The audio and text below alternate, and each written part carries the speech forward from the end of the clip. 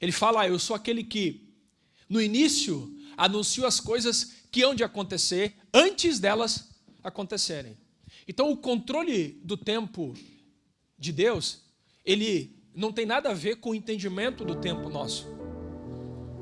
Diferentemente do que nós vivemos nessa cronologia natural, Deus é o Deus que pode mudar passado, sim ou não? Claro que pode. Ele pode curar feridas, Ele pode perdoar, Ele lança no oceano do esquecimento os nossos pecados. Ele é o Deus que pode mudar futuro, sim ou não? Mesmo antes de nós entendermos, porque o poder da semente que é lançada no dia de hoje, ela pode lá na frente transformar o nosso futuro.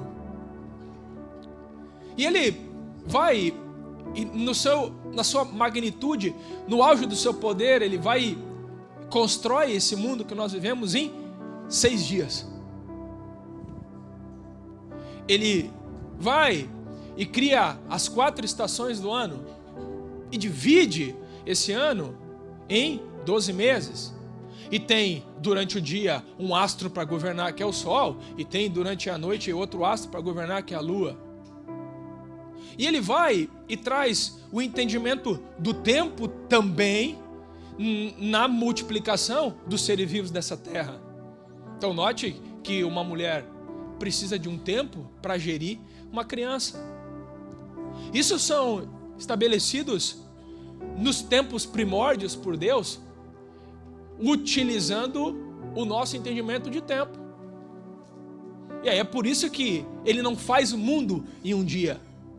A minha pergunta para os irmãos é, no infinito poder de Deus, na sua onipotência, Ele poderia fazer o mundo em um dia, sim ou não? Claro que poderia. Mas Ele faz em 6 para nos ensinar sobre o poder do processo. Tem processo.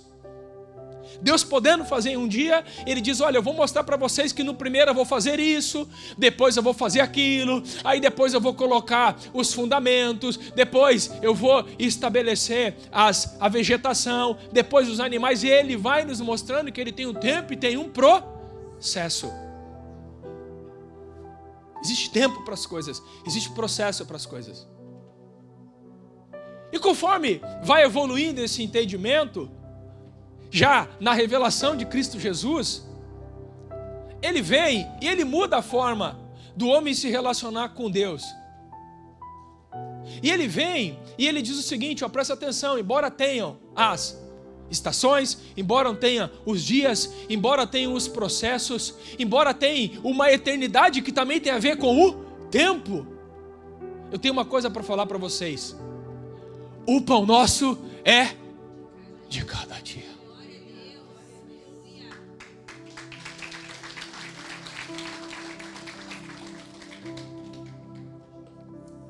Fique tranquilo, porque você vai passar por situações que você não estava preparado. Você vai passar por situações que não estavam planejadas. Você vai passar por situações que talvez nem um dia passou na tua cabeça. Você vai enfrentar situações que não estavam na tua lista de desejos. Mas o Senhor, Ele está dizendo, fique tranquilo, filho meu, porque o pão nosso é de cada dia. Existe um pão que o Senhor preparou para nós por dia. Para nos ensinar de novo, mais uma vez, Tomás, o tempo do processo. Basta cada dia o seu mal. Agora, presta muita atenção. Se o pão é de cada dia, de quem é o Pai?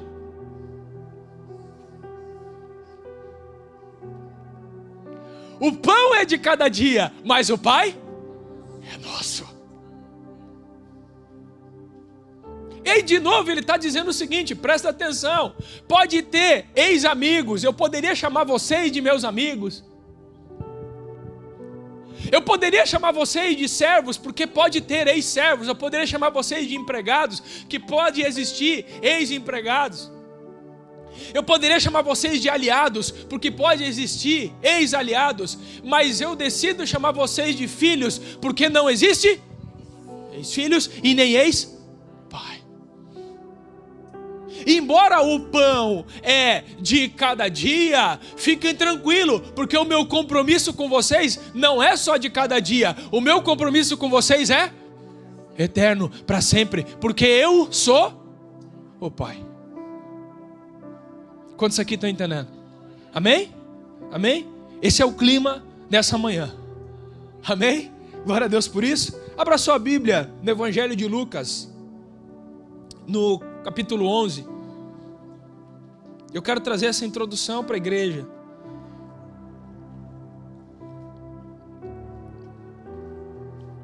E hoje é um dia muito especial, porque hoje é um dia de renovar nossa aliança com o Senhor, através da Santa Ceia que nós vamos compartilhar. Amém? Lucas, no capítulo 15, no versículo 11.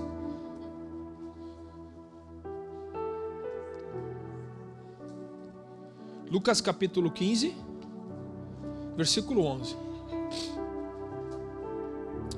Diga assim comigo: é tempo de voltar para a casa do Pai. Amém?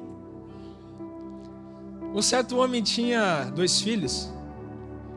O mais moço deles disse ao pai: Pai, dá-me a parte dos bens que me pertence. Ele repartiu por eles a fazenda. E poucos dias depois, o filho mais novo, ajuntando tudo, partiu para uma terra longínqua e ali desperdiçou os seus bens, vivendo dissolutamente. E havendo ele gasto tudo, houve naquela terra uma grande fome e começou a padecer necessidades. E chegou-se a um dos cidadãos daquela terra, o qual mandou para os seus campos apacentar porcos, e desejava encher o seu estômago com as bolotas, as alfarrobas, a lavagem que os porcos comiam, e ninguém lhe dava nada. E, caindo em si, diz na minha tradução, e caindo em si, disse: quantos empregados de meu pai têm abundância de pão, e eu aqui estou morrendo de fome. Amém? Feche teus olhos por alguns segundos e eu quero orar contigo. Pai, obrigado por essa palavra. Obrigado porque hoje é um tempo novo nas nossas vidas. Obrigado porque hoje o Senhor tem algo muito poderoso para fazer nas nossas vidas. O Senhor tem algo para trazer entendimento. O Senhor tem algo para libertar. O Senhor tem algo para curar. O Senhor tem algo para perdoar. O Senhor tem algo para renovar. O Senhor tem algo para gerar, ó Pai, expectativa, esperança nas nossas vidas, porque é assim que o Senhor trabalha. O Senhor tem algo para ajustar. O Senhor tem algo para arrumar. Nós te agradecemos em nome de Jesus. Amém. A Bíblia vai apresentar esse entendimento das histórias para que ela possa trazer para nós sempre uma lição condicionada à nossa realidade. Por ela ser contemporânea, as histórias, elas precisam ser trazidas para o nosso momento atual. Então, quando nós estamos falando aqui dessas histórias, dessas parábolas, elas precisam gerar na nossa vida um sentido do momento que nós estamos. Seguindo essa linha de conceito, a palavra de Deus, do início ao fim, ela vai sempre falar para nós daquilo que tem a ver com o nosso tempo. Ela fala de entradas e ela também fala de saídas. Ela fala de um tempo de estar junto e também fala do outro tempo de se afastar. Ela fala sobre o perdão e liberar perdão. Ela fala sobre admoestar. Ela fala sobre ensinar, mas também ela fala sobre aprender. E esse era o papel de Jesus junto aos discípulos. Trazer para eles os ensinamentos que fossem aplicados às suas realidades. Sempre com o entendimento de que nós saíssemos de um modelo de vida reativo para um modelo de vida ativo. E quando a gente sai do modelo de vida reativo para o modelo de vida ativo, nós começamos a viver aquilo que a palavra fala em Tiago, que a fé sem obras é morta, e que a fé precisa andar junto com as obras. Essas obras, elas partem de algo que é ativo. Ninguém precisou ir na minha casa, me acordar agora de manhã, me botar na garupa e me trazer para o culto. O nome disso é ser ativo. Ninguém precisou ficar me explicando a importância de eu tirar um tempo com a minha família e estar orando, porque o nome disso é ser ativo. Ninguém mais precisa falar para que eu faça na minha vida ajustes, porque uma vez a semente caindo em solo bom, ela criou raízes, ela cresceu, germinou e agora ela está dando frutos.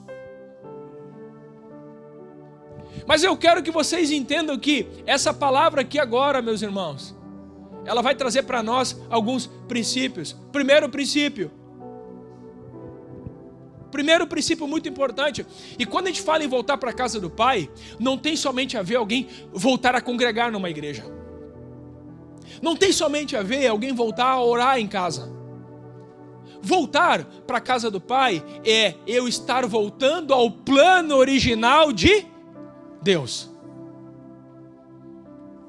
Então muitas pessoas em casa não estão vivendo o plano original de Deus.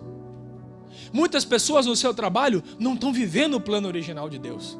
Muitas pessoas no seu estado físico, emocional, espiritual não estão vivendo o plano original de Deus. Muitas pessoas na sua vida financeira não estão vivendo o plano original de Deus. Muitas pessoas nos seus relacionamentos não estão vivendo o plano original de Deus. E esse pai que tem como objetivo olhar para os filhos e se sentir feliz quando os filhos estão vivendo o seu plano, o seu projeto. Tem duas formas de viver nessa terra. Uma, do nosso jeito. E por que existe a possibilidade do nosso jeito? Por causa do livre-arbítrio, presbítero Estevão, que Deus nos deu. Então sim, é possível viver do teu jeito, da tua forma, porque Deus não te fez um robô, Ele te deu algo chamado livre-arbítrio. E tem a segunda forma, que é João 14,6, quando ele fala do caminho, verdade, vida, e ele diz, olha, eu tenho um plano para vocês. E se você quiser viver o meu plano, preste muita atenção, o teu plano, o caminho ele é largo, zero desconforto. Você vai andar do teu jeito, vai ter muito espaço para fazer manobras, porque é o teu plano, mas lá no final ele tem um objetivo, que é a perdição. Mas o meu plano ele é um caminho mais estreito, ele é desconfortável, tu vai ter dificuldade para passar nele, hora tu vai ter que se abaixar, hora tu vai ter que se ajustar, só que lá no final a recompensa desse caminho é a vida eterna. Esse filho ele chega para o pai, ele pede herança, e aqui eu quero trazer uma visão diferente do que a visão da cultura judaica da época. Eu quero trazer para esse momento. Pedir as coisas fora do tempo é um passo para se afastar da casa do Pai. Desejar as coisas fora do tempo é um grande passo para a gente se afastar do Pai. E vejam bem que a questão toda, ela é que na mente da maioria das pessoas, elas podem ter as coisas, elas podem conquistar as coisas, elas podem viver algo fora do tempo. E viver algo fora do tempo é algo com dissabor. Viver algo fora do tempo é como um fruto que não está ainda na época certa, na época de colher. E a pergunta, meus irmãos, é por que nós temos tantas pessoas querendo viver as coisas fora do tempo, querendo mostrar aquilo que ainda não chegou o tempo, querendo viver um patamar que ainda não está no tempo, querer conquistar um espaço que ainda não chegou, querendo conquistar uma autoridade que ainda não está no tempo, querer viver um posicionamento que ainda não está no tempo. Esse jovem, esse filho, ele quer algo que a minha pergunta para vocês é, ele tinha direito, sim ou não? Tinha, mas não era o tempo, e a gente mistura direito com o tempo. Não, mas eu posso. Eu também sou filho de Deus. Se está acontecendo na vida do outro, eu também quero. Eu não quero saber se meu vizinho trocou de carro, eu também vou trocar, meu amor. E outra, se os outros podem, nós também. E não tem a ver com poder, não tem a ver com direito, tem a ver com tempo. As coisas precisam do seu tempo. E toda vez que a gente fere esse princípio, a gente se afasta do Pai. Precisa de um tempo para alguém tomar decisões responsáveis. Precisa de um tempo para alguém pegar um carro e dirigir. Precisa de um tempo para a gente trocar de casa. Precisa de um tempo para que o nosso negócio mature e chegue em tal lugar. Precisa de um tempo nesse trabalho para que alguém comece a me olhar, para que alguém comece a me dar mais oportunidade. Precisa de um tempo para as portas se abrir. E a pergunta é, por que as pessoas, elas não respeitam o tempo? Por uma coisa muito simples. Não é que elas não sabem os riscos, não é que elas não sabem o tamanho do perigo de não viver as coisas no tempo. É que falta algo que a Bíblia chama de racionalização. Falta a consciência. Em Romanos, o apóstolo Paulo vai falar sobre o vosso culto ser um culto racional. Falta a consciência. E aonde falta a consciência? É aonde falta luz. Porque onde tem luz, tem consciência. Eu sou consciente que ainda não é o meu tempo, que ainda não é o meu momento.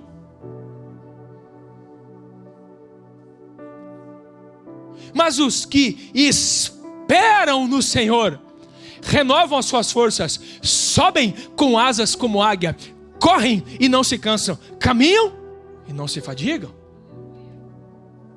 Gente, as pessoas têm um problema a vida toda.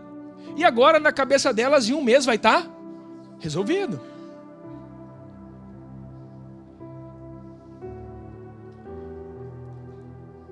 Todo negócio, ele tem oportunidades, tem ameaças. E toda pessoa que diz que não tem ameaça no seu negócio, ele é um inconsciente. E eu sentei essa semana com o meu pessoal.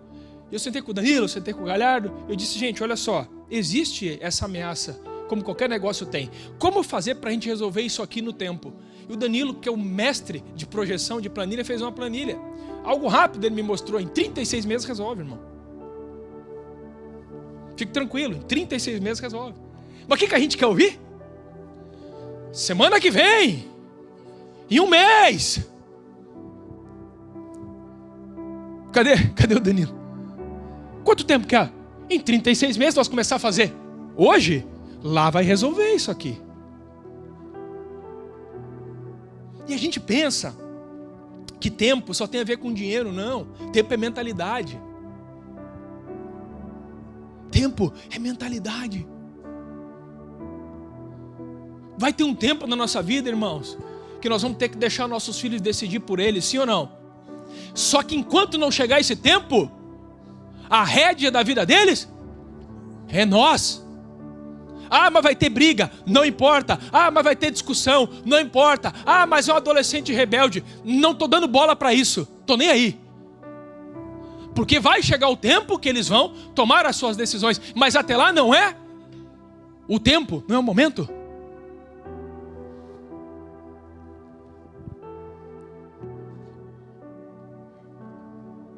Cara, eu fiquei em casa até os 21 anos, casa dos meus pais. E eles sempre diziam o seguinte: ah, tu quer mandar? Sim. Quando tu estiver com a tua casa, pagando as tuas contas, lá, pagando os teus boletos, lá tu vai mandar. Lá é o tempo. Aqui nessa casa é do nosso jeito. Sexta-feira eu dei risada com o pai, porque eu me lembro que nós voltávamos do culto e tinha do lado da minha casa um cara que era pizzaiolo. Eu dizia, pai, vou comer uma pizza hoje. Tu vai comer pão que tem em casa e bolacha, pai, falando em pizza, 9 horas da noite. Hã? Como é que é comer pizza? Tu vai comer os pão estão estragando aqui dentro de casa. Olha lá a mortadela, ó.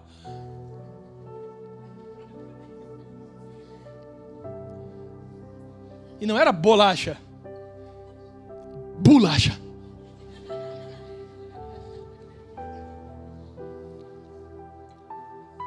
Aliás, com meu pai eu aprendi as palavras diferentes do que elas eram faladas no mundo. Foi muito interessante. Todos os pais, é isso? A maioria. Cara, era uma coisa incrível. Estou na aula de português, a professora lá, pessoal, vou mostrar uma figura e vocês vão dizer o que é. Ela mostrou uma caixinha preta com não sei o que, um colega falou, é televisão. Ela, muito bom.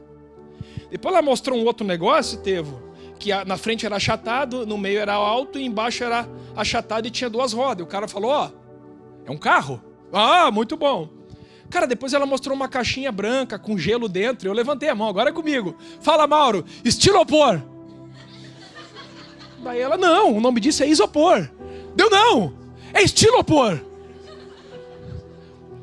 Dela, não, é isopor não, professora. Eu tenho 11 anos de idade e desses 11 anos de idade eu vejo meu pai chamando isso aí de estilopor. Esse cara, ele diz, pai, me dá. E quando a gente quer algo fora do tempo, Deus diz o seguinte para ti, pode pegar, porque nesse momento tu saiu do meu plano e tu estás no teu plano. E no teu plano, tu pega, solta, agarra, começa e para a hora que tu quiser. E nós precisamos discernir os tempos. Gente, tem coisa que vai levar tempo para nós arrumar. E não adianta se enganar que não vai. Tem machucaduras que aconteceu em casa, num casal, que vai levar tempo para arrumar. Tem situações que aconteceram na vida dos filhos que nós vamos precisar de muito tempo para a gente poder tratar isso. De acompanhamento, de ajuda. Nós não podemos se enganar e começar em todas as áreas da nossa vida a levar um tapete mágico. Vocês conhecem o tapete mágico para as áreas das vidas? As pessoas botam um tapete lá, Jeremias, abre ele e começam a empurrar toda a sujeira para baixo. E quando tu olha, a casa está limpa. Mas a sujeira não foi embora. Nós precisamos de tempo. Pastor, abri meu negócio, olha, eu acredito que nos 2 anos eu vou estar rico. Irmão, eu não sei o que é. O que é droga? Não, é alguma coisa. É pirâmide, cassino, só pode? Porque naturalmente você vai trabalhar 10, 15, 20 anos para construir algo, sim ou não? Porque é o tempo. É o tempo. A venda da facilidade, ela é uma venda que ela vem contra o tempo de Deus. A ideia de que as coisas, elas precisam ser lutadas, elas precisam ser batalhadas, ela é uma ideia que tem a ver com o tempo de Deus. E eu trago isso para a minha realidade. Porque teve 1 ou 2 anos no nosso negócio que a gente cresceu 80%. Até que um dia eu fui conversar com um cara e falou, Mauro, só um pouquinho, isso é insano. Os próximos anos tu vai ter que marcar 15, 20. Eu falei, como assim, cara? Eu não sei fazer isso. Ele, não é que tu não sabe. Aconteceu de tu ter esse salto de crescimento, mas agora tu vai ter que ter uma curva menor. Porque senão a base não aguenta. Quantos estão entendendo? Esse entendimento do tempo, quando tu não tem ele te traz recompensas num primeiro momento, muito rápido. Por quê? Fora do tempo, tem recompensa. Quantos aqui estão me entendendo?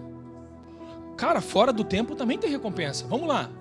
Comer uma coisa que não deveria, ela recompensa? Claro que recompensa, é gostoso. Cara, meu Deus, que doce tão bom, cara. Um relacionamento extraconjugal na cabeça da pessoa, cara, que coisa legal, tô curtindo a outra vibe, tô vivendo uma coisa muito doida com essa outra pessoa. Ela tem recompensa naquele momento. O uso de entorpecente ou algum tipo de droga ilícita, ele dá recompensa naquele momento. Tomar 2 engradados de cerveja, 3 engradados de cerveja, tomar uma garrafa inteira de uísque naquele momento tem a recompensa. Então, fora do tempo, não é tudo ruim, porque tem recompensa. Gastar um dinheiro que não é teu agora, tem recompensa. Usar o cartão à vontade agora, tem recompensa. Só que a diferença é que tudo que é fora do tempo te recompensa agora, porém, lá na frente, te cobra. E vai vir uma conta muito grande. Muito grande. E na maioria das vezes, as pessoas não conseguem pagar. E viver nesse tempo que Deus tem para nós, da espera, da luta, da consciência, da disciplina,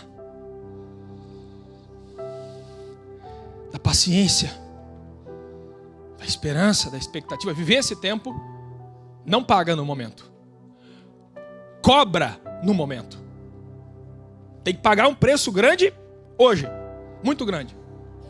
Vai discutir em casa, vai ter momento. Estava preparado para uma noite maravilhosa, irmão. Vai quebrar os pratos, não vai ter uma noite maravilhosa, porque vai ter essa discussão hoje. Vai ver os filhos empurrados no quarto um dia, 2 dias, olhando de cara feia. Por quê? Vai começar a pagar a conta hoje. Vai ter que ir para um shopping e alguém dizer, eu queria trocar de tênis esse mês. Não vai dar. Pô, eu queria tanto trocar de carro. Esse ano não vai dar, vai te apertar. Por onde que tu vai? Tu olha pro carro que tu quer, tu diz, que imagina eu lá dentro, que carro, mas eu tô com esse aqui.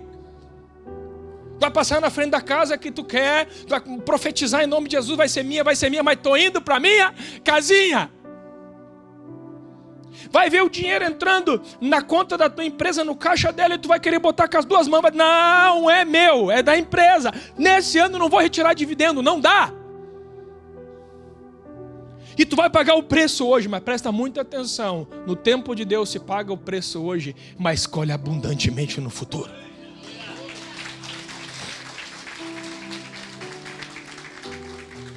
Ele vai continuar.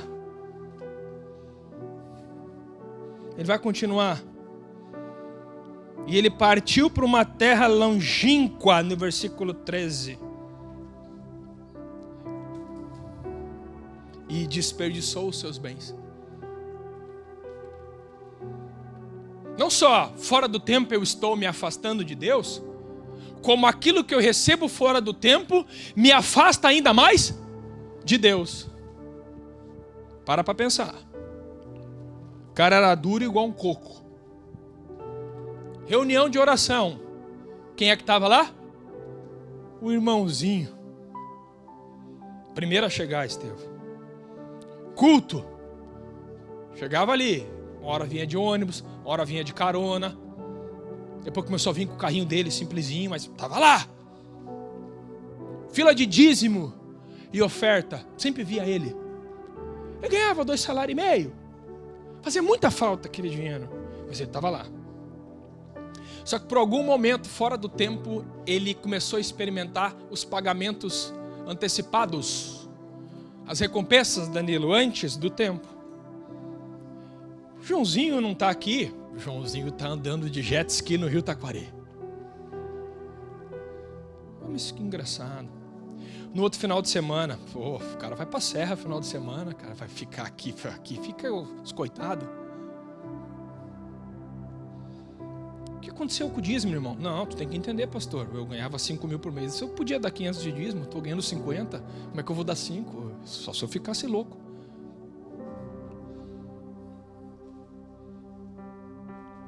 E aquele irmão lá que quando te dava carona, agora está precisando de carona. Como é que eu vou dar carona para ele, pastor? Os filhos dele, puro ranho dentro do meu carro com banco de couro.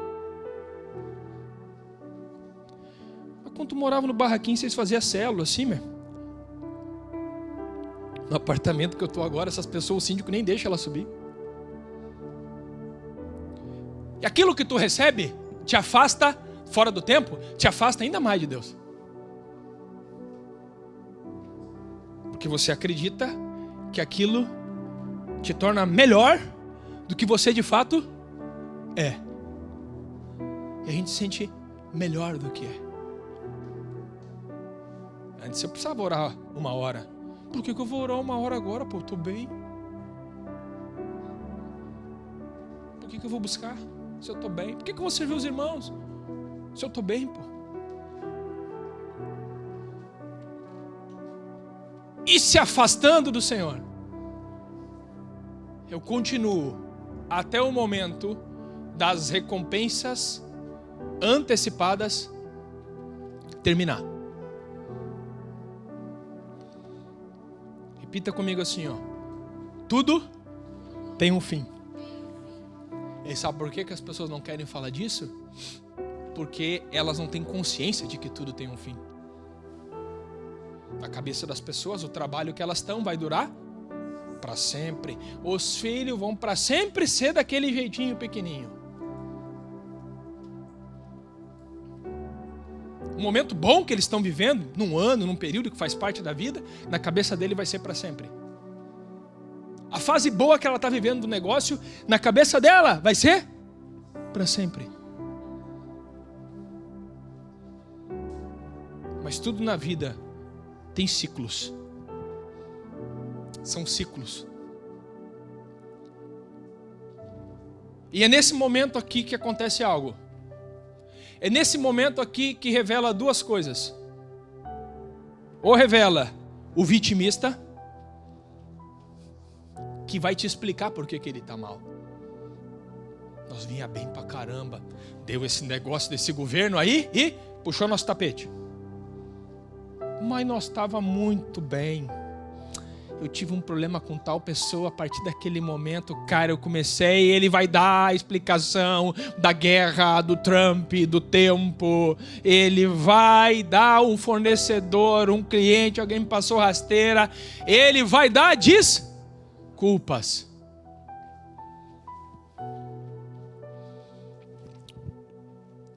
Qual a diferença da dracma perdida e do filho que foi perdido? Porque Jesus vai contar essa história um pouco antes. A dracma perdida, ela não podia pedir socorro. A dracma perdida não podia raciocinar, pensar e tomar um posicionamento. A dracma perdida, ela revela na Bíblia um objeto que o pai vai procurar, sim ou não? O Senhor vai procurar, o dono da dracma vai procurar, sim ou não? E ele vai procurar. Mas logo em seguida ele dá uma outra ilustração de um filho que se perdeu. E qual é a diferença? A diferença é que nós não somos um objeto. Nós não somos uma coisa. Nós não somos um material. Deus nos chamou para que nós pudéssemos ser filhos. E na condição de filho, quando chega no auge da distância do pai, tem dois caminhos. O caminho do vitimismo, que não foi desse cara aqui. Fez um monte de besteira. Agiu fora do tempo. Quis as coisas fora do tempo. Usufruiu de tudo o que pôde, sem mínimo de cuidado possível. O cara mais sem noção da história do Novo Testamento é esse camarada aqui. Esse filho pródigo. Tem noção o que é você pegar de um pai rico 1/3 da herança e conseguir ganhar o prêmio, o Oscar, de botar tudo fora em pouco tempo? Vou apresentar para vocês. É esse cara aqui. Mas presta atenção. Presta muita atenção. Quando alguém quer mudar de vida, ele deixa para trás o vitimismo, ele começa a assumir uma posição de protagonismo na vida dele.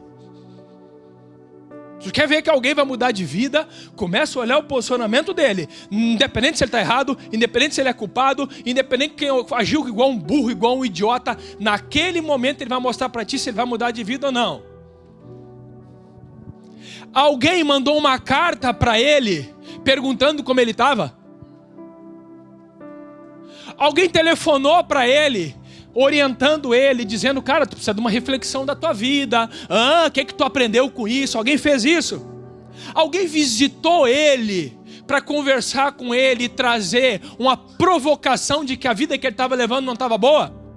Ele foi procurar alguém para se aconselhar, contar a história dele, para alguém orientar ele? Agora abre comigo ali, ó.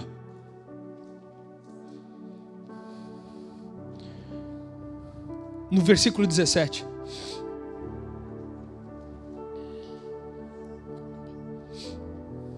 Vamos ler junto? Caindo, mais uma vez, outra vez, mais uma vez. Cara, ninguém precisa vir aqui agora dizer para mim que está errado. Ninguém precisa vir me mandar uma carta e me desenhar tudo que eu fiz de errado. Porque a força motriz de uma transformação começa quando eu caio em si. Cara, esse cara caiu em si. Caramba, o que eu estou fazendo? Que porcaria que está essa minha vida?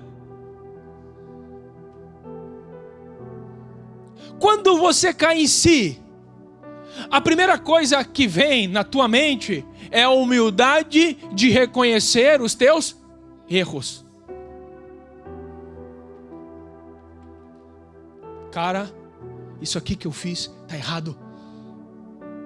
Isso aqui que eu fiz, acredito que as pessoas nem vão me perdoar, mas está tudo bem. Ninguém me deve nada. O protagonista acredita que ninguém deve nada para ele, que ninguém deve um abraço, que ninguém deve um sorriso, que ninguém deve um paparico, que ninguém deve um tapinha nas costas, que ninguém deve um elogio. Oh, deixa eu contar uma coisa para ti. O mundo e as pessoas não te devem nada. Ah, trabalhei 20 anos naquele lugar, saí sem nem dar um abraço. Ninguém te deve um abraço. Ninguém te deve reconhecimento. Esses atributos, eles formam as pessoas que alimentam o vitimismo na vida deles. Ninguém te deve isso.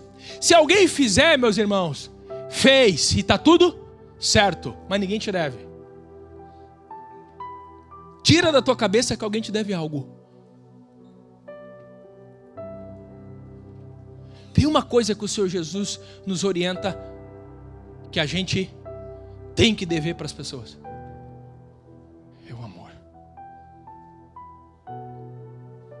A igreja faz campanha do agasalho? Faz. Tem pessoas generosas. Mas se não fizesse, não ia mudar o fato.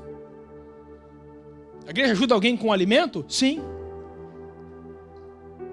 Por quê? Porque ela executa a parte da generosidade. A igreja recebe alguém aqui para dar conselho? Sim, faz parte do papel dela.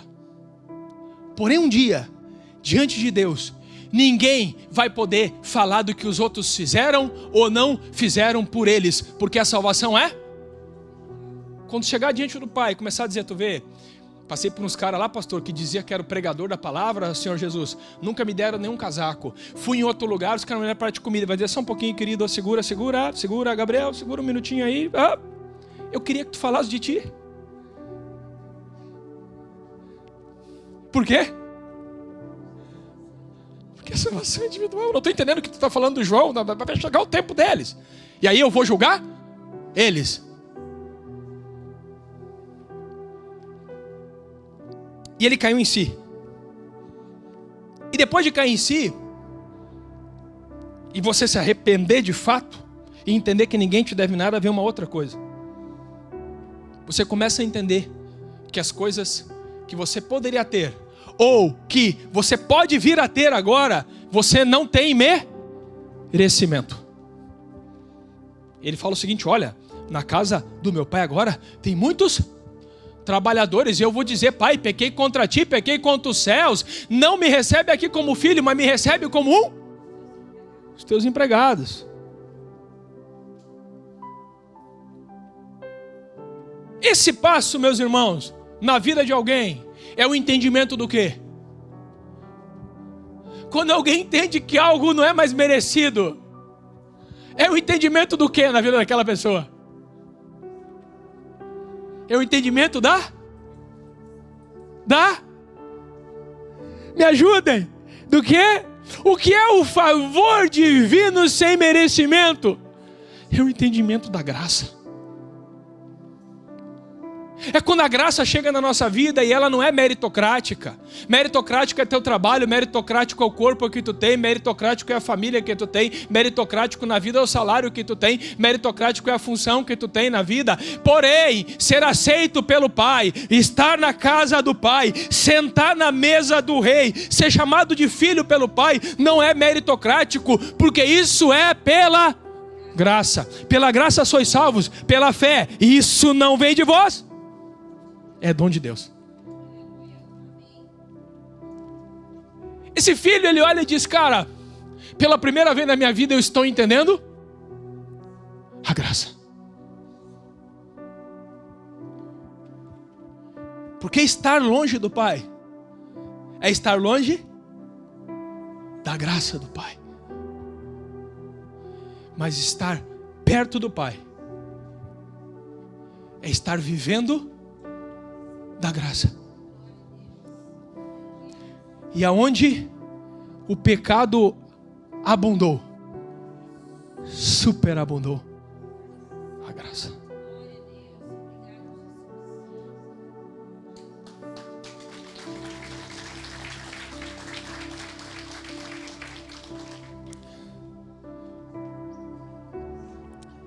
Eu já não sou mais digno de ser chamado teu filho. Faz-me como um dos teus empregados. Agora pega o 20 aqui, ó. E levantou-se.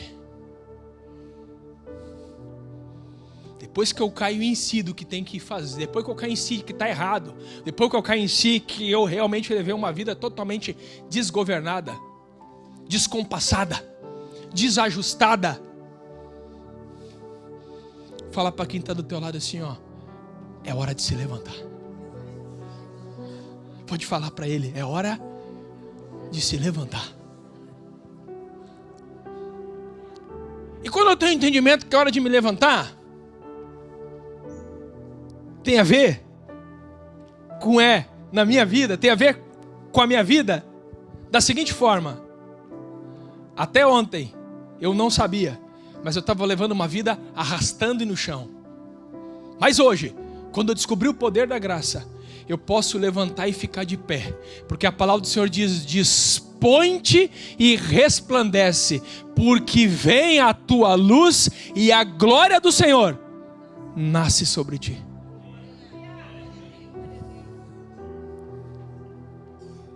Não tem como voltar para a casa do Pai se não se levantar. Pastor, o que é se levantar? Se levantar é a posição que nós tomamos em Deus. Eu me levanto para nunca mais cair. Eu me levanto porque tem uma jornada para mim trilhar. Eu me levanto porque o caminho é longo. Eu me levanto porque tem uma jornada para que eu possa andar nela. Eu me levanto porque tem uma rota que Deus traçou. E até ontem eu andei fora dessa rota. A rota que eu estava antes podia se arrastar. Nessa rota tem que estar de pé.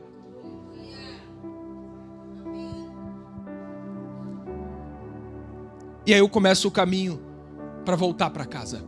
E eu quero que os irmãos fiquem de pé nesse momento. Nós vamos voltar juntos espiritualmente. Nós vamos voltar junto profeticamente.